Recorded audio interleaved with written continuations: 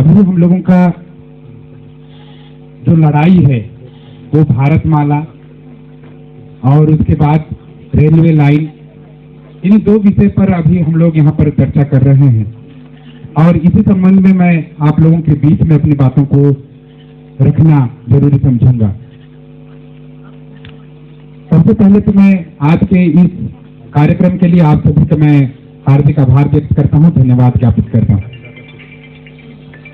हम सभी लोग तिरसोट गांव के ग्राम पंचायत ग्राम सभा में हम लोग बैठे हैं और यहाँ पर बैठ करके भारतमाला रोड और रेलवे लाइन के विषय में हम लोग चर्चा कर रहे हैं। और ये चर्चा करना बहुत ज्यादा जरूरी है, क्योंकि जब तक हम लोग चर्चा नहीं करेंगे, चर्चा करने से जानकारी हासिल होती है और जब जानकारी हासिल होती है तो हम लोगों को ज्ञान प्राप्त होता है और ज्ञान का इम्प्लीमेंटेशन जानकारी का इम्प्लीमेंटेशन करना ज्ञान होता है। मैं आज तिरसोट गांव के इस सभा मंच में अपनी बातों को रख रहा हूं। मैं आप लोगों को बता देना चाहता हूं, छत्तीसगढ़ में दो संभाग हैं, एक बस्तर संभाग है और दूसरा संभाग सरगुजा संभाग। ये दो संभाग 5वीं अनुसूची के अंतर्गत आता है। और संविधान को अगर आप लोग पढ़ेंगे तो संविधान का अनुच्छेद 244 में हम लोगों का ये ग्राम पंचायत या ये संभाग आता है। आप लोग थोड़ा सा इधर सुन लीजिए, साइन हम लोग बाद में करेंगे, पहले समझना जरूरी है, साइन जरूरी नहीं है। तो मैं आप लोगों को बताना चाहता हूं कि हम लोगों का सरगुजा संभाग के अंतर्गत हम लोग जसपुर जिले में रहते हैं और ये जो जसपुर जिला है ये भी 5वीं अनुसूची क्षेत्र के अंतर्गत आता है। और अगर 5वीं अनुसूची को आप लोग पढ़ोगे, संविधान का धारा 244 को आप लोग पढ़ोगे तो वहां पर लिखा है कि शेड्यूल एरिया में, कौन से एरिया में? शेड्यूल एरिया में शासन प्रशासन और नियंत्रण आदिवासियों के हाथ में होगा, ऐसा लिखा हुआ है। शासन प्रशासन और नियंत्रण किसके हाथ में होगा? आदिवासियों के हाथ में होगा। आज जो हम लोग यहाँ पर बैठ करके पेशा अधिनियम बोल रहे हैं, ये पेशा अधिनियम, इसको थोड़ा सा हम लोगों को समझने की आवश्यकता है। संविधान में 244 हाथी है, क्या है वो? हाथी है। और पेशा अधिनियम उसका पूंछ है। पेशा अधिनियम क्या है? पूंछ है। तो आप लोग पूंछ को मानोगे कि हाथी को मानोगे? किसको मानोगे आप लोग बताइए? पूंछ को मानोगे कि हाथी को मानोगे? कौन बड़ा है, कौन ताकतवर है? हाथी ताकतवर है कि नहीं है? तो 5वीं अनुसूची में आदिवासियों को मालिकाना अधिकार है। कौन सा अधिकार है? मालिकाना अधिकार है। और इस मालिकों को अगर संविधान की धारा आर्टिकल 13 में हम लोग पढ़ते हैं, 13 का 2 को अगर हम लोग पढ़ेंगे तो उसमें लिखा हुआ है कि केंद्र शासन और राज्य शासन आदिवासियों के मौलिक अधिकार में एक भी कानून नहीं बना सकता। क्या नहीं बना सकता? कानून नहीं बना सकता। और आर्टिकल 13 का 3 का को अगर आप लोग पढ़ेंगे, जहां पर आदिवासी लोग 2 लोग 4 लोग 10 लोग 15 लोग 20 लोग या एक सभा बैठते हैं, वहां पर किसी भी चीज को निर्णय ले सकते हैं और वो जो निर्णय लेंगे उसको कानून का दर्जा प्राप्त होता है। क्या प्राप्त होता है? कानून का दर्जा प्राप्त होता है। अभी हमारे जो पूर्व वक्ता हैं वे लोग बता रहे थे कि हम लोग ये जो हम लोगों के पास में आदिवासियों को विस्थापित करने का जो मामला, यानी भारतमाला प्रोजेक्ट और रेलवे लाइन, ये 2 लाइन के माध्यम से, 2 प्रोजेक्ट के माध्यम से आदिवासियों का विस्थापन हो रहा है, इस विषय पर बोल रहे थे। मैं आप लोगों को बताना चाहता हूं, जहां पर आदिवासी लोग बैठ जाता है वहां पर केंद्र शासन और राज्य शासन का कोई भी कानून नहीं चलता है। और यहाँ पर जहां पर आदिवासी लोग बैठता है वहां पर tehsil office, SDM office, collector office, सत्र न्यायालय, व्यवहार न्यायालय और जो हाई कोर्ट है ये भी नहीं चलता है। आदिवासी लोग जहां पर बैठता है वहां पर यानी आदिवासी ही सुप्रीमो है और आदिवासी इसके विषय में चर्चा परिचर्चा करके निर्णय करके इसको निरस्त कर सकता है। आज हम लोग सारे लोग ये सोच रहे हैं, हम लोग ये सोच रहे हैं कि हम लोग इसका विरोध करने के लिए तहसील ऑफिस में ज्ञापन देंगे, एसडीएम ऑफिस में ज्ञापन देंगे, कलेक्टर ऑफिस में ज्ञापन देंगे। ज्ञापन देने का नहीं है, जहां पर हम लोग बैठते हैं वहां पर ग्राम सभा जब हम लोग लगाते हैं, उस ग्राम सभा में हम लोग लिखित में देंगे और कलेक्टर को हम लोग नोटिस दे सकते हैं और कलेक्टर को आपका नोटिस का पालन करने का क्या बोले उसको, उनको ये अधिकार नहीं है कि हम लोगों का बात नहीं मानेगा, उसके पास में एक्स्ट्रा पावर नहीं है। यानी हम लोग जो लिखित में देंगे उसी को कलेक्टर को मानना ही होगा, मानना ही होगा। और कलेक्टर हम लोगों को वहां पर पेशी बुलाता है, वो कलेक्टर हमारे पेशी में उपस्थित होगा। किसके पेशी में उपस्थित होगा? आप लोगों के पेशी में उपस्थित होगा। आप लोग उनके पास में पेशी नहीं जाएंगे, कलेक्टर आपके पास में पेशी आएगा। इतना पावर हम लोगों को 5वीं अनुसूची में मिला है। तो आप लोग वहां जाना चाहेंगे कि उसको यहां पर बुलाना चाहेंगे? यहाँ बुलाना चाहेंगे कि नहीं बुलाना चाहेंगे? यहाँ बुलाना चाहेंगे ना। तो आदिवासी लोग मालिक है। We are not citizen of India, we are owner of India. हम लोग यहाँ के नागरिक नहीं है, हम लोग यहाँ के मालिक लोग हैं। मालिक लोग कलेक्टर को पेमेंट देता है कि नहीं देता है? वो मालिक लोग पैसा जमा करता है, मालिक लोगों का टैक्स जमा होता है, उस टैक्स के पैसे से कलेक्टर को पेमेंट मिलता है। किसको पेमेंट मिलता है? कलेक्टर को। और जो कलेक्टर को पेमेंट मिलता है इसका मतलब वो काम करता है तो पैसा लेता है, और जो काम करता है उसको क्या बोलते हैं? नौकर बोलते हैं कि नहीं बोलते? तो कलेक्टर क्या होगा? आप लोगों का नौकर है, आप लोग उसको पेमेंट दे रहे हो, इसलिए नौकर के पास में आप लोग पैसे जाओगे कि वो आपके पास में आएगा? वो आपके पास आएगा कि नहीं आएगा? तो मैं आप लोगों को बताना चाहता हूं कि हम लोगों का जो पावर है वो ग्राम सभा सबसे बड़ा पावर है, और इसी ग्राम सभा में हम लोग कलेक्टर को पेशी यहाँ पर बुला सकते हैं। और मैं आप लोगों को बताना चाहता हूं, कोई भी तहसीलदार हो, एसडीएम हो, चाहे कलेक्टर हो, वो हम लोगों के ऊपर में अपना नियम अपना कानून नहीं थोप सकता है। मैं आज यहाँ पर हम लोगों के आदिवासी एरिया में भारतमाला रोड और रेलवे लाइन जा रहा है। हम लोग विकास के विरोधी नहीं है, जैसा कि हमारे आदिवासियों को कहा जाता है कि आदिवासी लोग विकास विरोधी। हम लोग विकास के विरोधी नहीं है। जो एसडीएम, जो कलेक्टर यहाँ पर आकर के अधिग्रहण करना चाहता है, अगर वो हमारा जमीन ले तो हम लोग देने के लिए भी तैयार हैं, लेकिन वहां पर जो भी कमाई होगा उसमें हम लोगों का हिस्सेदारी सुनिश्चित करे। क्या करे? हिस्सेदारी सुनिश्चित करे। हम लोग जीवन भर अपना जमीन देने के लिए तैयार हैं, लेकिन वहां पर अगर रेलवे लाइन से जो कमाई होता है पूरे जीवन भर हम लोगों को उसका पैसा दे, उसका हिस्सेदारी दे। अगर हम चले जाएं, अगर हमारा बेटा आता है तो बेटा को उनके जीवन भर उनका हिस्सा मिलना चाहिए, नहीं मिलना चाहिए? जमीन अगर वो खरीद लेता है, अधिग्रहण कर लेता है, तो एक बार पैसा देगा। कितना बार देगा? एक बार। लेकिन अगर वो हमको हिस्सेदारी देगा तो पीढ़ी दर पीढ़ी हम लोगों को मिलता रहेगा। एक बार लेना चाहेंगे कि पीढ़ी दर पीढ़ी लेना चाहेंगे? अगर सरकार हम लोगों को ऐसा ना करे तो हम लोग जमीन देने वाले नहीं।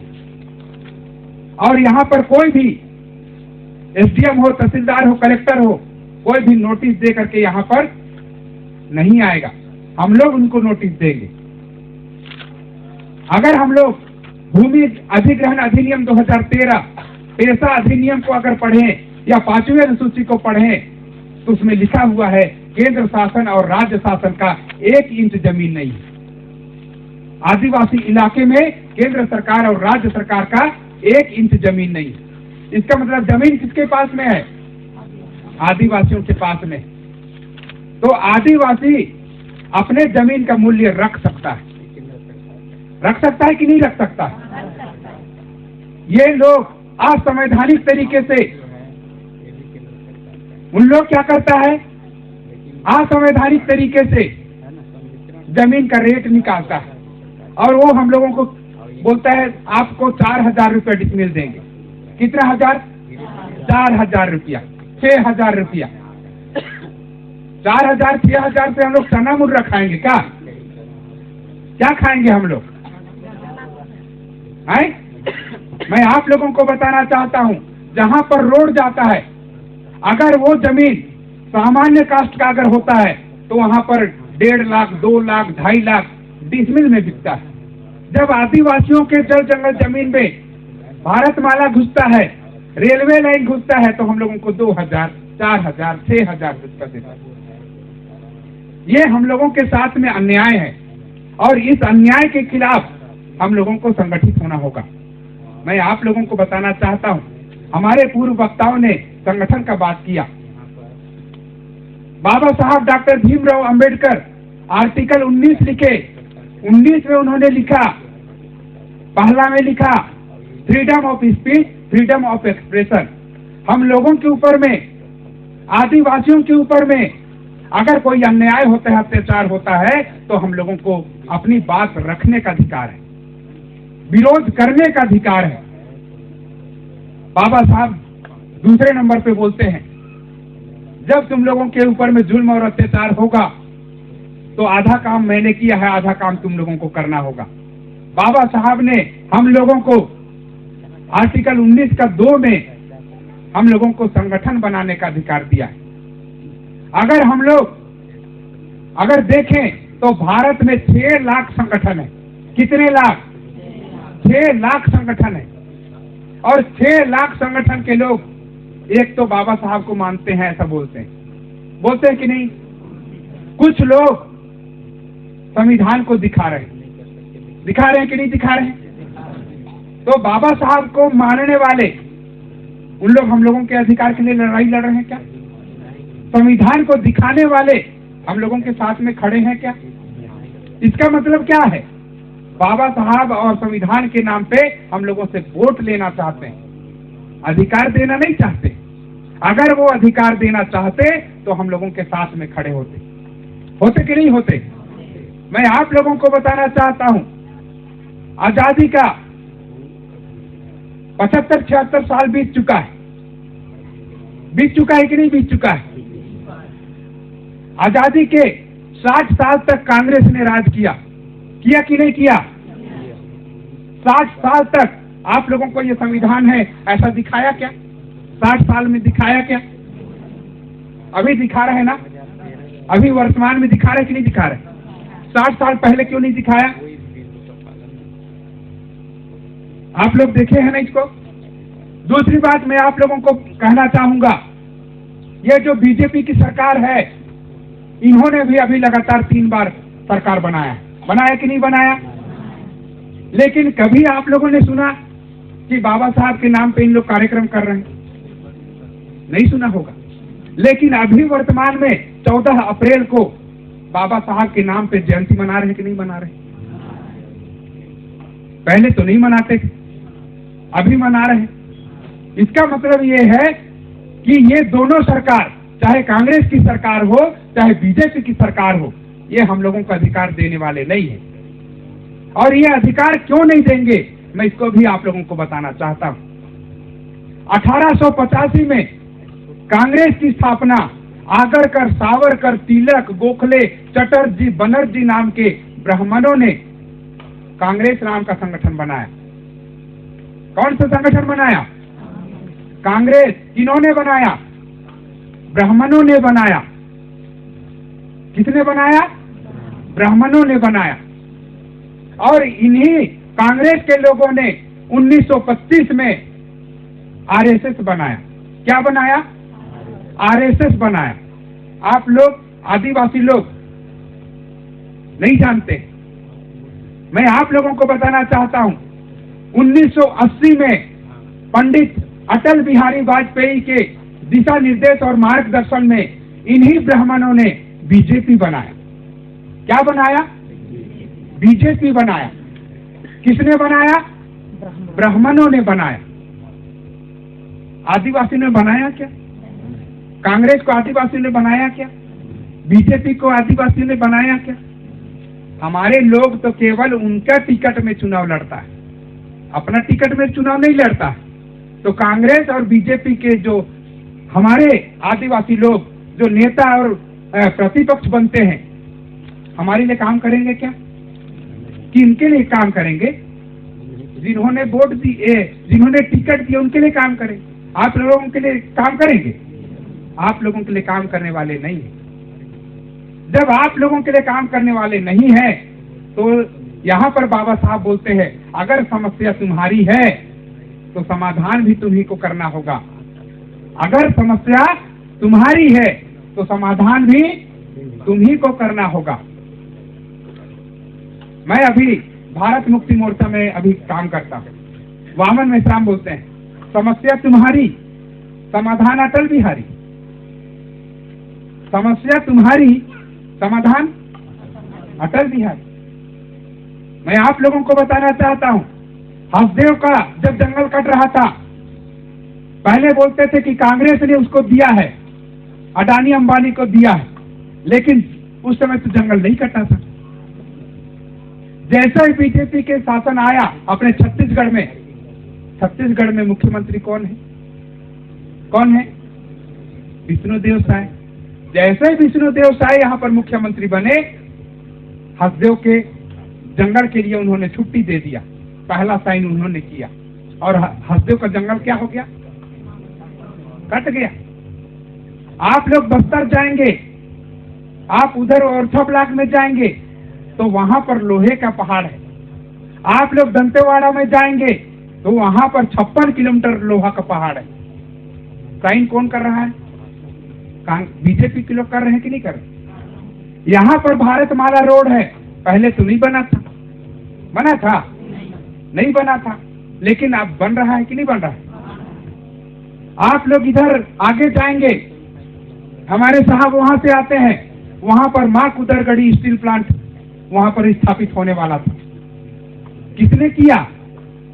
पूरा का पूरा कांग्रेस ने किया, फिर बीजेपी ने किया। इसका मतलब कांग्रेस का अधूरा काम को बीजेपी पूरा करता है। इसलिए मैं आप लोगों को बताना चाहता हूं कि चाहे कांग्रेस आए चाहे बीजेपी आए, आदिवासियों का सत्यानाश इन्हीं के द्वारा किया जा रहा है। हम लोगों को समझने की आवश्यकता है। आज कांग्रेस के लिए भी हमारे आदिवासी काम करते हैं और बीजेपी के लिए भी हमारे आदिवासी काम करते हैं कि नहीं करते हैं? अगर जसपुर में अगर आप देखेंगे तो हमारे फादर जी यहाँ पर आए हैं। जब सिस्टर के ऊपर में बीजेपी के लोग अन्याय और अत्याचार किए, कांग्रेस के लोग एक भी नहीं आए। आए? नहीं आए। जब वहां पर चर्च को गिराने का बात आया तो कांग्रेस के लोग एक भी नहीं आए। आए? यहाँ पर अभी सिस्टर विंसी जोसेफ को जब वहां पर कहा गया कि ये धर्मांतरण करा रही है, एक भी कांग्रेस के लोग आए? नहीं है। हमारे लोग भी वहां पर लड़ाई लड़े। अभी यहाँ पर जल जंगल जमीन हम लोगों का छीना जा रहा है। आप कांग्रेस के पास में जाइए चाहे बीजेपी के पास में जाइए, आप लोगों के साथ में कोई भी खड़ा नहीं होगा। होगा? नहीं होगा। इसका मतलब हम ही लोगों को खड़ा होना होगा और ये संगठित रूप में खड़ा होना होगा, और आप सभी लोग संगठित होंगे, ऐसी मैं आशा और उम्मीद करता हूं और अपनी बातों को यहीं पर समाप्त करता हूं। आप लोग यदि संगठित होंगे, मैं आप लोगों को विश्वास दिलाना चाहता हूं, मैं छत्तीसगढ़ के 33 जिले में मैंने नेटवर्क खड़ा किया है, संगठन बनाया है। 33 जिले में ज्ञापन होगा, हर तहसील में ज्ञापन होगा और पूरे छत्तीसगढ़ को हम लोग बंद करने का काम करेंगे। अगर आप लोग साथ सहयोग दे तो हम लोग ऐसा कदम उठाएंगे। मैं इतने ही बोल करके अपनी बातों को यहीं पर समाप्त करता हूं। मुझे बोलने का मौका दिए इसलिए धन्यवाद।